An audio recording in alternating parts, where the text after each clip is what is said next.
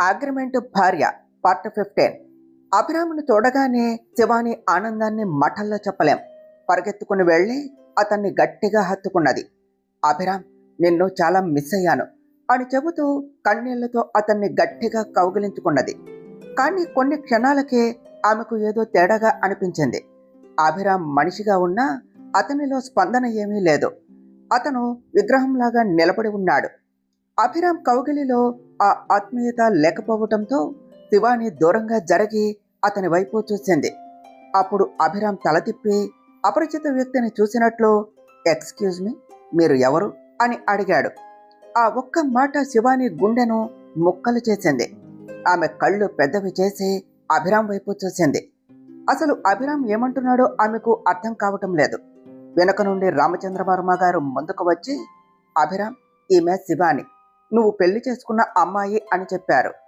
శివాని ఆశ్చర్యంతో రామచంద్రవర్మ గారి వైపు చూసింది.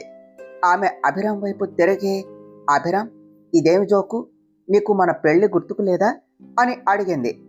అభిరామ్ ఏమాత్రం ఆలోచించకుండా లేదు అని చెప్పి ఏమీ జరగనట్లు విల్లా నుండి బయటకు వెళ్ళిపోయాడు. శివాని షాక్లో అక్కడే స్తంభించిపోయింది. అభిరామ్ వెళ్ళిపోయాక శివాని పరిస్థితిని చూసి రామచంద్రవర్మ గారు తట్టుకోలేకపోయారు.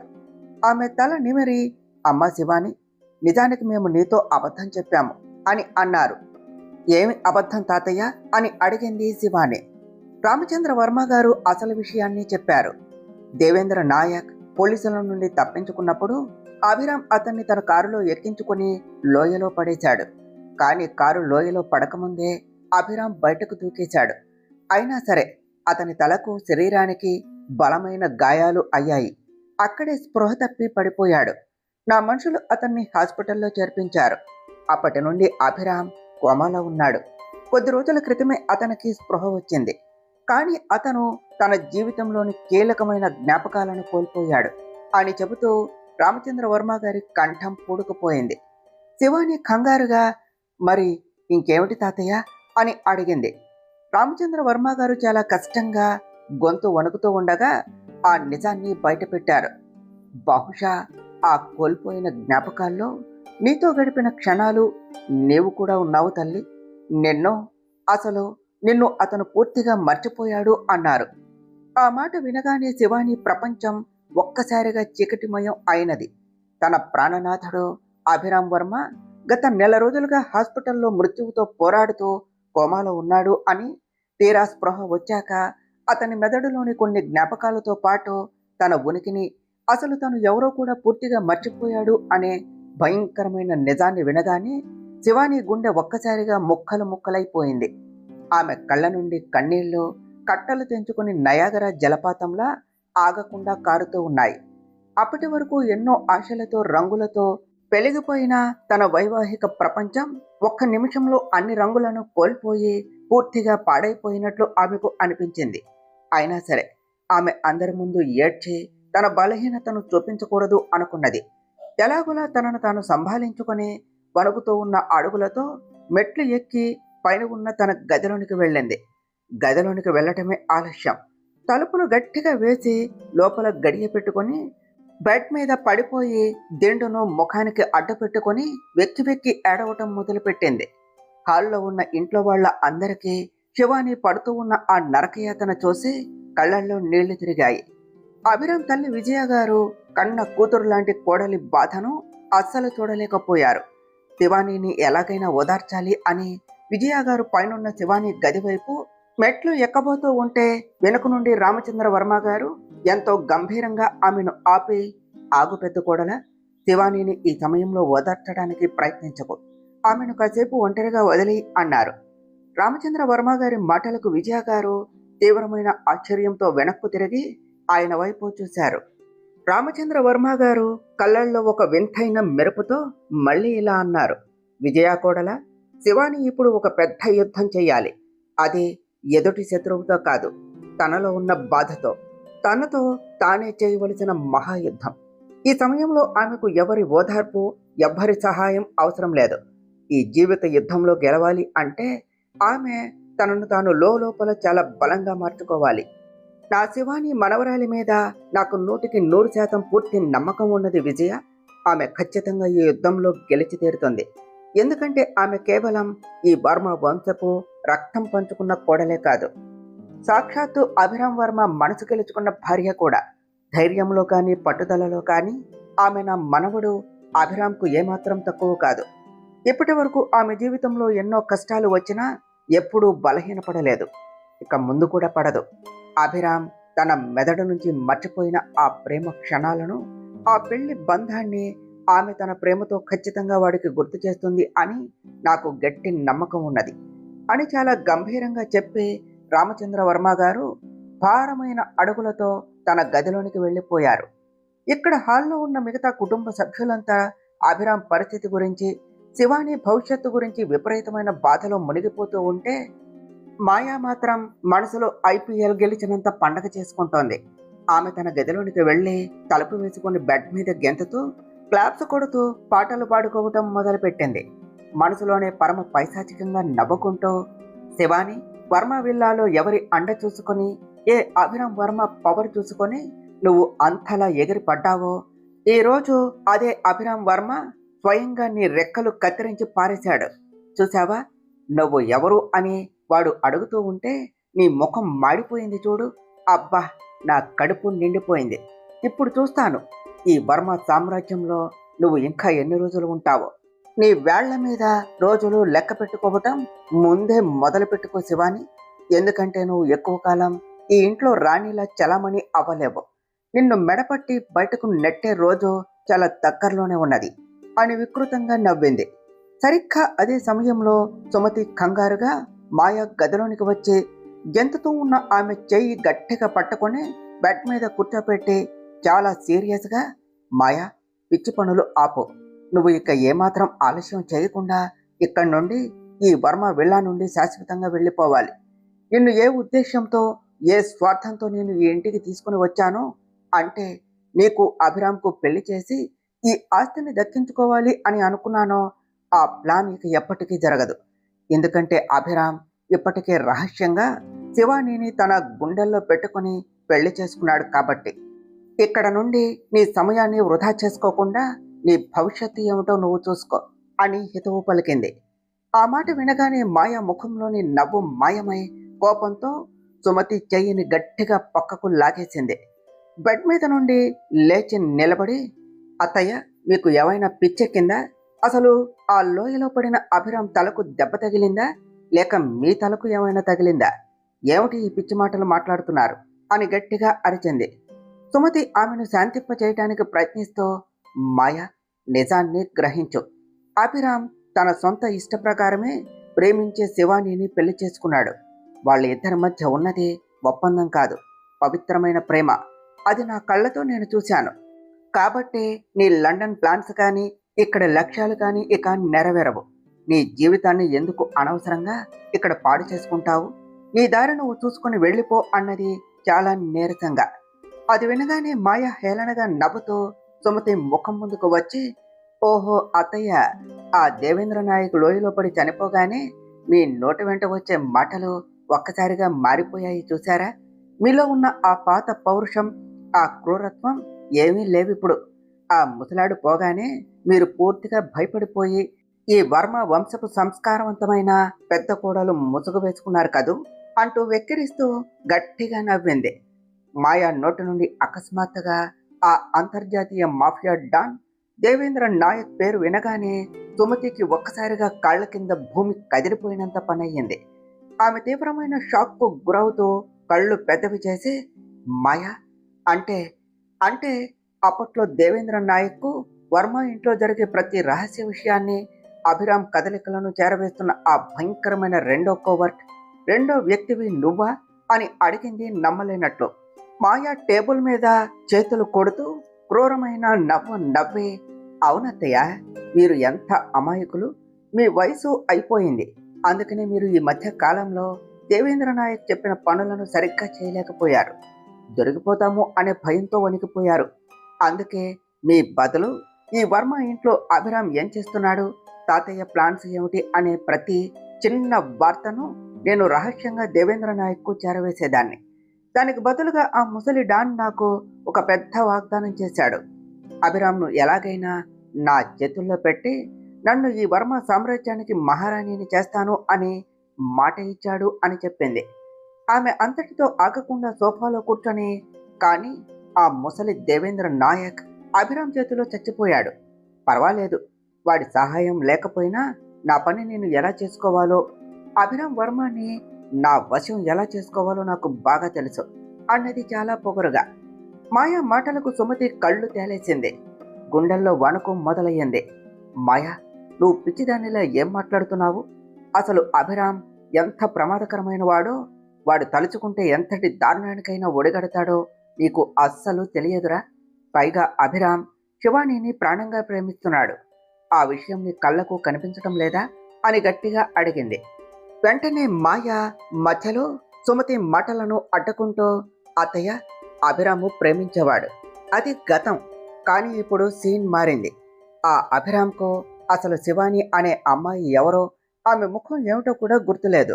ఇక ఆమె మీద ఉన్న ప్రేమ వాడి గుండెల్లో ఎలా గుర్తుంటుంది అత్తయ్య? ఇప్పుడు అభిరామ్ వర్మ ఒక ఖాళీ పేపర్ లాంటి వాడు. ఆ పేపర్ మీద నా పేరు రాసుకునే గోల్డెన్ ఛాన్స్ దేవుడే నాకు ఇచ్చాడు అనే నవ్వుతో గది నుండి బయటకు వెళ్ళిపోయింది. సుమతి వెనుక నుండి, మాయ ఆగు, నా మాట విను అని పిలుస్తూ ఉన్న మాయ అస్సలు వినకుండా వెళ్ళిపోయింది. సుమతి భయంతో వణికిపోతూ దేవుని పటం వైపు చూసి, దేవుడా, ఈ పిచ్చి అమ్మాయి అభిరామ్ విషయంలో ఏదైనా పెద్ద తప్పు చేయకుండా చూడు నాయనా. ఆమెకు అభిరామ్ వర్మ అసలు రూపం గురించి ఇంకా తెలియదు. అభిరామ్ పైకి బిజినెస్ మ్యాన్ లా కనిపించిన క్రూరత్వంలో వాడు ఆ దేవేంద్ర నాయక్కే తండ్రి లాంటి వాడు. దేవుడా, వాడి జోలికి వెళితే మాయా ప్రాణాలతో మిగలదు అని సుమతి తీవ్రమైన భయంతో లోపల వణికిపోయింది. మరోవైపు వర్మ విల్ల పై అంతస్తులోని గదిలో శివాని బెడ్ మీద పడుకొని కళ్ళు మూసుకొని అభిరామ్తో తాను గడిపిన ప్రతి మధురమైన క్షణాన్ని, అతను తన నుదుటిపై పెట్టిన ముద్దులను, కష్టాల్లో తనను కాపాడిన ఆ వీరత్వాన్ని గుర్తు చేసుకుంటోంది. ఆమె మెల్లగా బెడ్ మీద లేచి కూర్చొని తన చేతులతో కళ్ళల్లోని కన్నీళ్లను గట్టిగా తుడుచుకున్నది. ఆమె ముఖంలో అప్పటి వరకు ఉన్న ఆ బలహీనత మాయమై ఒక వర్మ వంశపు సింహ నారి లాంటి పట్టుదల కనిపించింది. ఆమె శూన్యంలోనికి చూస్తూ మనసులోనే, అభిరామ్, నా గుండెల్లో నీ పేరు, నా ఊపిరి ఉన్నంత వరకు ఉంటుంది. మరి నీ మనసులో నుండి నన్ను నువ్వు ఎలా మర్చిపోగలవు అభిరామ్? సరే, ఆ దెబ్బ కారణంగా నువ్వు మన గతాన్ని, మన పెళ్లిని, నన్ను పూర్తిగా మర్చిపోయావు కదా. పర్వాలేదు, దానికి నేను అస్సలు బాధపడటం లేదు. నేనే స్వయంగా నీ నీడలా మారి నీకు మళ్ళీ మన ప్రేమను, మన జీవితాన్ని, ప్రతి ఒక్క క్షణాన్ని ముక్కలు ముక్కలుగా గుర్తు చేస్తాను. నువ్వు ఖచ్చితంగా నన్ను గుర్తు తెచ్చుకోవలసిందే. 7 అడుగుల బంధంతో జీవితాంతం నాకు తోడు ఉంటాను అని నా చేతిని పట్టుకుని ఆ దేవుని సాక్షిగా వాగ్దానం చేశావు అభిరామ్. ఆ వాగ్దానాన్ని నేను ఇంత సులభంగా మట్టిలో కలవనివ్వను. ఈ శివాని తన ప్రేమ యుద్ధంలో అంత సులభంగా ఓటమి ఒప్పుకోదు. నిన్ను నావాడిగా మార్చుకొని తీరుతాను అని మనసులో బలంగా నిశ్చయించుకున్నది. శివాని బెడ్ మీద కూర్చొని తన ప్రేమను ఎలాగైనా గెలిపించుకోవాలి అని దృఢంగా ఆలోచిస్తూ ఉన్న సమయంలోనే అకస్మాత్తుగా గది తలుపులు తెరుచుకొని అభిరామ్ వర్మ లోనికి అడుగుపెట్టాడు. ఊహించని విధంగా రాత్రివేళ అతన్ని అలా తన గదిలో చూడగానే శివాని గుండెల్లో నెల రోజుల నాటి జ్ఞాపకాలు అన్నీ ఒక్కసారిగా ఉప్పొంగాయి. ఆమె కళ్ళల్లో మళ్ళీ ఎమోషన్స్ సొడులు తిరిగాయి. కానీ అభిరామ్ ముఖంలో మాత్రం ఆమె పట్ల ఎలాంటి ప్రేమ, ఆత్మీయత లేకపోగా ఒక అపరిచిత వ్యక్తిని చూసినట్లు శూన్యంగా, గంభీరంగా ఉన్నది.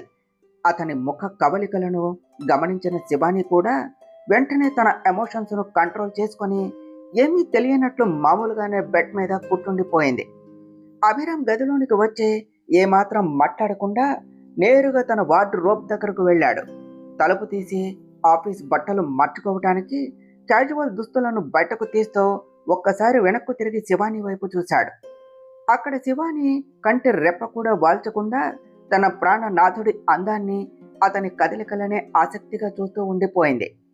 అభిరామ్ తన వైపు సీరియస్గా చూడటంతో వెంటనే ఆమె స్పృహలోనికి వచ్చింది. తల ఊపుకుంటూ, ఓహ్ సారీ అభిరామ్, నేను పూర్తిగా మర్చిపోయాను అని చెబుతూ బెడ్ మీద నుండి లేచి మెల్లగా అతని దగ్గరకు వెళ్ళింది. గతంలో తను అలవాటు చేసినట్లే చాలా సహజంగా అతని షర్టుపై బటన్స్ విప్పటానికి తన చేతులను అతని గుండెల వైపు చాపింది. ఆమె అకస్మాత్తుగా అంత దగ్గరకు వచ్చి షర్టు బటన్స్ తీయబోవటం చూసి అభిరామ్ ఒక్కసారిగా షాక్కు గురై 2 అడుగులు వెనక్కు జరిగాడు. ఆమె చేతులను పక్కకు జరుపుతూ, ఎక్స్క్యూజ్ మీ, అసలు నువ్వు ఏం చేస్తున్నావు?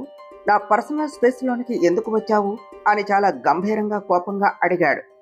శివాని ఏమాత్రం కంగారు పడకుండా పెదవులపై ఒక అందమైన చిరునవ్వు చిందిస్తూ, ఏమీ లేదు అభిరామ్, నువ్వు రోజు ఆఫీస్ నుండి అలసిపోయి రాగానే నీ బట్టలు మార్చటంలో, నీకు కావలసినవి అమర్చటంలో నేను ఎప్పుడూ నీకు ఇలాగే హెల్ప్ చేసేదాన్ని. అది నాకు అలవాటే అన్నది చాలా కూల్గా. ఆ మాట వినగానే అభిరామ్ తీవ్రమైన ఆశ్చర్యానికి లోనయ్యాడు. తనలాంటి స్ట్రిక్ట్ పర్సన్ ఒక అమ్మాయిని ఇంత దగ్గరకు రానిచ్చాడా అని నమ్మలేకపోయాడు. అతను గొంతు పెంచి, ఏమిటి, నేను నేను నీతో నా బట్టలు విప్పించుకునేవాడినా? ఇంకెప్పుడు నా జీవితంలో, ఇంకెప్పుడు నా ముందర ఇలాంటి పిచ్చి మాటలు అనకో. ఐ డోంట్ లైక్ ఇట్ అని చాలా సీరియస్గా చెబుతూ తన చేతిలోని బట్టలు పట్టుకొని గబగబా బాత్రూంలోనికి వెళ్ళిపోయి తలుపు గట్టిగా వేసుకున్నాడు. బాత్రూమ్ డోర్ వైపు చూస్తూ వెనుక నిలబడ్డ శివాని ముఖంలో భయం లేదు, ఒక వింతైన నవ్వు వచ్చింది. ఆమె మెల్లగా మనసులోనే ఇలా అనుకున్నది, అభిరామ్ వర్మ, నీ మెదడు నుండి నా జ్ఞాపకాలు పూర్తిగా తుడిచిపెట్టుకుపోయాయి అన్నమాట నిజమే. నీకు నిజంగానే ఏమీ గుర్తులేదు. కానీ పర్వాలేదు అభిరామ్, నీకు గుర్తులేని పాత విషయాలు అన్నీ నేను మళ్ళీ నీకు గుర్తు చేయటమే కాదు, నా టైంపాస్ కోసం మన మధ్య గతంలో ఎప్పుడు జరగని రొమాంటిక్ విషయాలను కూడా జరిగినట్లు చెప్పి నిన్ను ఓ ఆట ఆడిస్తాను చూడు అని ఒక స్వీట్ ప్లాన్ వేసుకున్నది. అభిరామ్ బాత్రూంలోనికి వెళ్ళి కూల్గా షవర్ తీసుకొని బట్టలు మార్చుకొని తల తుడుచుకుంటూ బెడ్రూమ్లోనికి రాగానే ఎదురుగా బెడ్ మీద ఉన్న దృశ్యం చూసి అతని కళ్ళు ఒక్కసారిగా బయర్లు కమ్మినంత పనయ్యింది. అక్కడ శివాని అభిరామ్కు ఇష్టమైన అతని తెల్లటి లూజు షర్టు ఒకటి మాత్రమే ఒంటి మీద వేసుకొని కింద ఏమీ లేకుండా కాలు మీద కాలు వేసుకొని బెడ్ మీద చాలా హాట్గా పడుకొని ఉన్నది. అంతేకాదు, బాత్రూమ్ నుండి వచ్చిన అభిరాముని చూసి తన 2వ చేతి వేళ్లతో, రా నా పక్కన వచ్చి పడుకో అన్నట్లు చాలా రొమాంటిక్గా సైగ చేస్తోంది. ఆ బోల్డ్ లుక్ని చూసి బ్రహ్మచారిలా బ్రతికే అభిరామ్ వర్మ ఒక్కసారిగా ఉక్కిరి బిక్కిరి అయిపోయాడు. కోపంతో ఊగిపోతూ తన చేతిలోని టవల్ను పక్కనే ఉన్న సోఫా మీద విసిరేస్తూ గట్టిగా అరిచాడు, నువ్వు నువ్వు నిజంగా చాలా బరితెకించావు శివాని. ఒక అమ్మాయివి అయి ఉండి ఇంత అసభ్యంగా ప్రవర్తిస్తావా? అస్సలు సిగ్గు లేకుండా ప్రవర్తిస్తున్న నిన్ను నాలాంటి డిగ్నిఫైడ్ పర్సన్ పెళ్లి చేసుకున్నాడు అంటే ఇప్పటికీ నా మనసు నమ్మలేకపోతోంది. అసలు నువ్వు నా భార్యవేనా అని నాకు అనుమానంగా ఉన్నది అన్నాడు పళ్ళు నోరుతో. శివాని ఆ మాటకు అస్సలు తగ్గలేదు. బెడ్ మీద అలానే నవ్వుతూ, అప్పుడే అంత మాట అనేసావా అభిరామ్? ఇంకా నా అసలైన బరితెగింపు, నా రొమాన్స్ నేను మొదలే పెట్టలేదు, అప్పుడే నా మీద ఇన్ని నిందలు వేస్తున్నావా అని చెబుతూ సడన్గా బెడ్ మీద నుండి పిల్లిలా లేచింది. అభిరామ్ ఏమనుకుంటున్నాడో తెలుసుకునే లోపే ఆమె ముందుకు వచ్చి అభిరామ్ చెయ్యి పట్టుకుని తన వైపు బలంగా లాక్కున్నది. అసలే హాస్పిటల్ నుండి వచ్చి నీరసంగా ఉన్న అభిరామ్ శివాని అకస్మాత్తుగా అంత బలంగా లాగేసరికి తనను తాను కంట్రోల్ చేసుకోలేకపోయాడు. తోలి నేరుగా ఆమెతో పాటు బెడ్ మీదకు పడిపోయాడు. అభిరామ్ కంగారు పడి తనని తాను సంభాళించుకొని లేవకముందే శివాని క్షణాల వ్యవధిలో అతని మీదకు ఎక్కి కూర్చొని అతని 2 చేతులను బెడ్కు గట్టిగా అణచిపెట్టి లాక్ చేసింది. అభిరామ్ ఆమె బరువుకు కదల్లేక తీవ్రమైన కోపంతో ఆశ్చర్యంతో ఆమె వైపు చూస్తూ, నువ్వు ఏం చేస్తున్నావు, వదులు అని ఏదో గట్టిగా చెప్పబోతూ ఉండగా శివాని అతనికి అస్సలు ఛాన్స్ ఇవ్వలేదు. ఆమె మెల్లగా కళ్ళు మూసుకొని తన ఎర్రటి కోమలమైన పెదవులను అభిరామ్ పెదవులపై ఉంచి చాలా గాఢంగా అత్యంత ప్రేమతో ముద్దు పెట్టుకున్నది. ఆమె పెదవుల స్పర్శ తగలగానే అభిరామ్ కళ్ళు ఒక్కసారిగా పెద్దవయ్యాయి. అతని మెదడు స్తంభించిపోయింది. తనను తాను రక్షించుకోవాలి అని, ఆమెను పక్కకు నెట్టేయాలి అని అతని మెదడు ఆర్డర్ వేస్తూ ఉన్నా అతని లోపల ఉన్న మనసు మాత్రం అతని మాట వినకుండా శివాని వైపు తిరుగుబాటు చేసింది. ఆమె పెదవుల్లోని ఆ తీపి, ఆ స్పర్శ తన గతంలో ఎప్పుడో అనుభవించినట్లే అతనికి అనిపించింది. తెలియకుండానే అతని చేతిలో లాక్ వదిలే అతను కూడా ఆ ముద్దులో పూర్తిగా నిమగ్నమైపోయాడు. ఆ గదిలో కేవలం వారి ఇద్దరి శ్వాసల శబ్దం మాత్రమే వినిపిస్తోంది. కొన్ని నిమిషాల పాటు సాగిన ఆ సుదీర్ఘమైన గాఢమైన ముద్దు తర్వాత శివాని మెల్లగా అతని పెదవులను వదిలి పక్కకు జరిగి బెడ్ మీద పడుకున్నది. ముద్దు నుండి బయటకు వచ్చిన అభిరామ్ ఊపిరి ఇంకా చాలా వేగంగానే అందుతోంది. అతని గుండె శరవేగంతో కొట్టుకుంటోంది. అతని మెదడు పూర్తిగా పనిచేయటం మానేసింది. అసలు ఏమి జరిగిందో అర్థం కాక కళ్ళు మూసుకొని అలాగే బెడ్ మీద పడి ఉండిపోయాడు. శివాని మెల్లగా అతని వైపునకు జరిగి అతని విశాలమైన గుండెల మీద తన తల పెట్టుకొని అతని గుండె చప్పుడును వింటూ చాలా ఎమోషనల్గా, అభిరామ్, నువ్వు లేకుండా ఈ నెల రోజులు నేను ఎంత నరకం అనుభవించానో, ఎలా గడిపానో ఆ దేవునికే తెలుసు. నువ్వు లేని ఈ నెల రోజుల్లోనే నాకు ఒక జన్మ గడిచిపోయినట్లు అనిపించింది అభిరామ్. ప్లీజ్, నా ప్రాణం పోయినంత పని చేయకు. ఇంకెప్పుడు నన్ను వదిలేసి ఇలాంటి ప్రమాదాల్లోనికి వెళ్ళకు. నన్ను ఒంటరిని చెయ్యకు అని చాలా ఆర్ద్రంగా చెప్పి కన్నీళ్లతో నిశ్శబ్దంగా ఉండిపోయింది. అభిరామ్ కళ్ళు మూసుకొని పడుకున్న అతని మెదడులో మాత్రం శివాని అన్న మాటలు, ఆమె కన్నీటి ఆవేదన నిరంతరం తిరుగుతూనే ఉన్నాయి. అతను మనసులోనే తీవ్రంగా ఆలోచించసాగాడు. నిజంగానేనా? నిజంగా నేను నా పూర్తి ఇష్టంతోనే ఈ అమ్మాయిని పెళ్లి చేసుకున్నానా? అసలు నా పాత క్యారెక్టర్ ప్రకారం నాకు ప్రేమ, పెళ్లి, బంధాలు అంటే అస్సలు నమ్మకమే లేదు కదా. ఆడవాళ్లను కేవలం స్వార్థపరులుగా చూసే నేను మరి కొన్ని నెలల క్రితం ఏం జరిగిందని ఈ శివానీని ఇంతలా నమ్మి పెళ్లి చేసుకున్నాను? మా మధ్య అంతటి బలమైన బంధం ఏమున్నది అని ఆలోచిస్తూ ఆతురతగా పక్కకు తిరిగాడు. అప్పటికే శివాని అతని గుండెల మీద అలానే తలపెట్టుకొని అలసటతో నిద్రపోయింది. చంద్రుడి వెలుతురులో ఆమె ముఖం వైపు చూస్తూ ఉండగా ఆమె పొడవాటి కళ్ళ చివర ఇంకా ఆరని 2 కన్నీటి చుక్కలు మెరుస్తూ ఉండటం అభిరామ్ గమనించాడు. ఆ కన్నీటిని చూడగానే అభిరామ్ గుండెల్లో ఏదో తెలియని బాధ తన్నుకొచ్చింది. అతను తెలియకుండానే తన కుడి చేతి వేళ్లతో ఆమె కళ్ళ చివర ఉన్న ఆ కన్నీటి చుక్కలను చాలా కోమలంగా తుడిచాడు. తన వేళ్లకు తగిలిన ఆ కన్నీటి తడిని చూస్తూ అభిరామ్ మనసులో ఇలా అనుకున్నాడు. ఆమె కళ్ళల్లోని కన్నీళ్లు నన్ను ఎందుకు ఇంతలా ఇబ్బంది పెడుతున్నాయి? ఏమే ఏడిస్తే నా గుండె ఎందుకు ఇంతలా బరువెక్కుతోంది? నా మనసు ఎందుకు లోపల ఈమె దగ్గరే ఉండాలి అని, ఈమెను గట్టిగా హత్తుకోవాలి అని కోరుకుంటోంది? అసలు నాకు ఏమైంది అని ఆలోచిస్తూ అభిరామ్ కూడా కళ్ళు మూసుకున్నాడు. తెలియకుండానే తన 2 చేతులతో శివానీని చాలా భద్రంగా తన గుండెలకు హత్తుకొని ఆ రాత్రికి ప్రశాంతంగా నిద్రపోయాడు. మరుసటి రోజు ఉదయం ఎప్పటిలాగే వర్మవిల్లాలో పవిత్రమైన ఉదయం, పూజ గంటల శబ్దం, మంగళకరమైన హారతి పాటతో రోజు మొదలయ్యింది. ఆ దైవికమైన శబ్దానికి అభిరామ్ కళ్ళు తెరిచాడు. పక్కన చూస్తే శివాని అప్పటికే లేచి వెళ్ళిపోయింది. రోజు ఉదయం తన తల్లి విజయ గారు పూజ చేసి హారతి ఇచ్చేది కదా, కానీ ఈరోజు వినపడుతూ ఉన్న గొంతు వేరుగా ఉన్నది. ఈరోజు తల్లికి బదులు ఇంకెవరు హారతి ఇస్తున్నారా అని చూడటానికి అభిరామ్ మంచం దిగి గది నుండి బయటకు వచ్చి మెట్లపై నుండి కింద హాల్లోనికి చూశాడు. అతను కిందకు వచ్చేసరికి పూజ, హారతి పూర్తయి హారతి పళ్ళెం చేత్తో పట్టుకుని శివాని మెట్ల వైపు వస్తోంది. ఎప్పుడు మోడర్న్ డ్రెస్సుల్లో ఉండే శివాని ఈరోజు సాంప్రదాయబద్ధమైన చీర కట్టుకొని తలలో పూలు పెట్టుకుని దేవకన్యలా కనిపిస్తోంది. ఆ చీర కట్టులో ఉన్న శివానీని చూడగానే అభిరామ్ మెదడులో ఒక్క క్షణం పాటు ఏదో వింతైన కాంతి మెరిసింది. గతంలో తను సరిగ్గా ఇలాగే చీరలో ఉన్న శివానీని చూసి మురిసిపోయిన ఒక పాత దృశ్యం అతని కళ్ళ ముందు మెరిసి మాయమైంది. ఈ దృశ్యం గతంలో ఎప్పుడో జరిగింది అని అతని అంతరాత్మ చెప్పింది.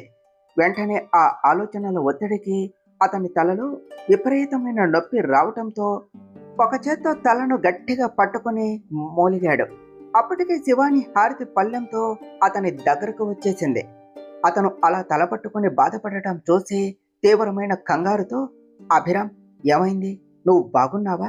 తలనొప్పి వస్తుందా అని అడిగింది. అభిరామ్ తన ముఖంలోని ఆ నొప్పిని దాచుకొని తలను విదిల్చి, పర్వాలేదు, నేను బాగున్నాను అని గంభీరంగా చెప్పాడు. శివాని నవ్వి హారతి పళ్ళెంలోని ప్రసాదాన్ని తీసి అతనికి ఇవ్వబోయింది. కానీ అభిరామ్ మొహం పక్కకు తిప్పుకుంటూ, నేను ఇలాంటివి నమ్మను. I don't believe in this అన్నాడు రూడ్గా. అతను అలా అనగానే శివాని అస్సలు ఊరుకోలేదు. ఆమె చొరవగా అతని ముందుకు వచ్చి బలవంతంగా అతని నోటిలో తీపి ప్రసాదాన్ని పెట్టి, దేవుని ప్రసాదాన్ని ఎప్పుడూ కాదు అనకూడదు అభిరామ్, తినో అని చెబుతూ చాలా ముద్దుగా నవ్వి అక్కడ నుండి వెళ్ళిపోయింది. హాల్లో దూరంగా నిలబడి ఇదంతా గమనిస్తూ ఉన్న రామచంద్రవర్మ గారి ముఖంలో ఒక తృప్తికరమైన చిరునవ్వు వచ్చింది. శివాని ఖచ్చితంగా అభిరామ్ను మారుస్తుంది అని ఆయనకు అర్థమైంది. కానీ అభిరామ్ మాత్రం నోట్లో ఉన్న ప్రసాదం తింటూ, ఇందాక శివానీని చూడగానే నాకు ఏమైనది, ఆ కళ్ళ ముందు మెరిసిన ఆ పాత దృశ్యం ఏమిటి, అసలు నా గతం ఏమిటి అని తీవ్రమైన ఆలోచనల సముద్రంలో మునిగిపోయాడు. లోయలో జరిగిన ఆ ఘోర ప్రమాదం నుండి అభిరామ్ వర్మ ప్రాణాలతో బయటపడినా అతని ఆరోగ్యం ఇంకా పూర్తిగా కుదుటపడలేదు. వైద్యులు అతనికి పూర్తి బెడ్ రెస్ట్ అవసరము అని చెప్పారు. కానీ అభిరామ్ వర్మ అంటేనే ఒక వర్క్ హోలిక్. బిజినెస్ సామ్రాజ్యాన్ని ఒక్క రోజు కూడా వదిలి ఉండలేడు. అందుకే తను స్వయంగా ఆఫీస్కు వెళ్ళలేకపోయినా ఈరోజు జరగవలసిన అత్యంత కీలకమైన బిజినెస్ డీల్స్ కోసం తన నమ్మకస్తుడైన పర్సనల్ సెక్రటరీ మిస్టర్ రవితో పాటు ఇంకొంతమంది ఇంటర్నేషనల్ స్టాఫ్ను వర్మ విల్లాకే పిలిపించాడు. వారు రాగానే విల్లా గ్రౌండ్ ఫ్లోర్లో ఉన్న తన పర్సనల్ ఆఫీస్ రూమ్లో కూర్చొని అభిరామ్ చాలా సీరియస్గా మీటింగ్ నడిపిస్తున్నాడు. మరోవైపు శివాని ఎప్పటిలాగే కాలేజీకి వెళ్ళటానికి రెడీ అయ్యింది. చేతిలో బుక్స్ పట్టుకొని విల్లా మెయిన్ డోర్ దాటి బయటకు రాగానే పొట్టికోలో అభిరామ్కు ఇష్టమైన branded racing sports car park చేసి ఉండటం చూసి ఆమె అడుగులు ఒక్కసారిగా ఆగిపోయాయి. ఆమె కనుబొమ్మలు ముడివేసి మనసులోనే ఆలోచించసాగింది. అరే, టైము 9 దాటిపోతుంది కదా, అభిరామ్ ఇంకా ఆఫీస్కు వెళ్ళలేదా? పైగా నేను పైనుండి వచ్చేటప్పుడు బెడ్రూమ్లో కూడా తను లేడు. మరి ఇంత పొద్దున్నే నా భర్త ఎక్కడ ఉన్నాడు అని చుట్టుపక్కల వెతకటం మొదలుపెట్టింది. సరిగ్గా అదే సమయంలో విల్లాలో పనిచేసే ఒక నౌకరు 5 నీళ్ల గ్లాసులు ఉన్న ఒక ట్రేని చేత్తో పట్టుకొని కంగారుగా వెళ్ళటం చూసింది. శివాని వెంటనే అతన్ని చేతితో ఆపి, ఒక్క నిమిషం ఆగు, ఈ నీళ్ల గ్లాసులు ట్రే తీసుకొని ఎక్కడికి పరిగెడుతున్నావు? అసలు అభిరామ్ ఎక్కడ ఉన్నారో నువ్వు చూసావా అని అడిగింది.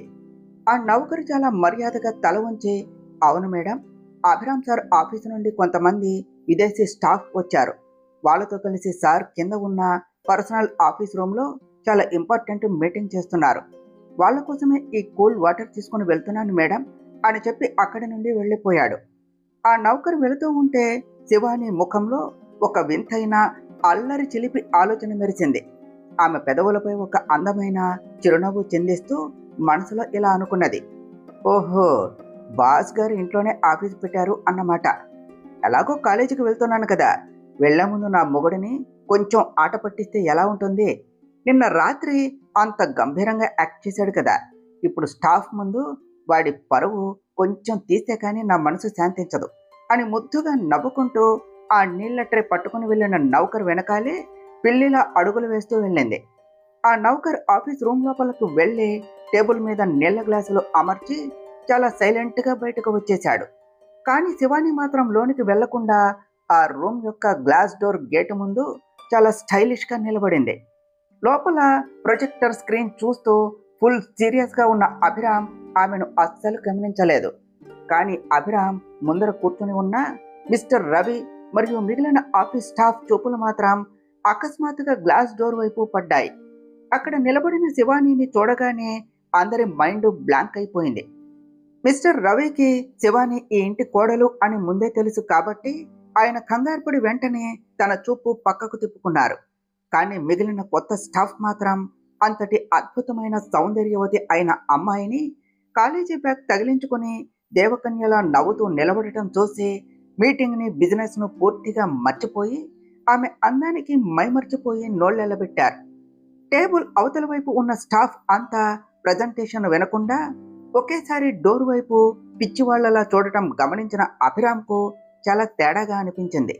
అతను కోపంతో, అసలు మీరంతా ఎటు చూస్తున్నారు అని గట్టిగా అంటూ వెనక్కు తిరిగి చూశాడు. అక్కడ డోర్ దగ్గర శివాని తన చేతిలో బుక్స్ పట్టుకొని అభిరామ్ వైపు చూస్తూ చిలిపిగా నవ్వుతూ నిలబడి ఉన్నది. ఆమె ముఖంలోని ఆ అమాయకత్వం, ఆ చీరకట్టు అందం చూడగానే నిన్న రాత్రి జరిగిన ముద్దు సీన్ గుర్తొచ్చి అభిరామ్ కూడా కొన్ని సెకండ్ల పాటు ఏమీ మాట్లాడలేక కంటి రెప్ప వేయకుండా ఆమె ముఖంలోనికి అలా చూస్తూ ఉండిపోయాడు. కానీ వెంటనే తనను తాను నియంత్రించుకొని గొంతు సవరించుకొని చాలా రఫ్గా, ఏమిటి, ఏదైనా పని ఉన్నదా, ఇక్కడకు ఎందుకు వచ్చావు అని అడిగాడు గంభీరంగా. అభిరామ్ ఆ గంభీరమైన గొంతు వినగానే అంతసేపు శూన్యంలో ఉన్న స్టాఫ్ అంతా ఒక్కసారిగా ఉలిక్కిపడి స్పృహలోనికి వచ్చారు. శివాని గది లోపలికి 2 అడుగులు వేసి, అది అభిరామ్, నేను కాలేజీకి వెళుతున్నాను, అందుకని నీకు చెప్పి వెళదాము అని వచ్చాను అన్నది చాలా సాఫ్ట్గా. అభిరామ్ తన కనుబొమ్మలు పైకెగరేస్తూ వెటకారంగా, నువ్వు కాలేజీకి వెళ్తే నాకేమిటి, ఎక్కడికి వెళ్ళాలో అక్కడికి వెళ్ళు, మధ్యలో నా మీటింగ్స్ డిస్టర్బ్ చేయకు అన్నాడు రూడ్గా. శివాని ముఖంలో ఒక తుంటరి చిరునవ్వు మెరిసింది.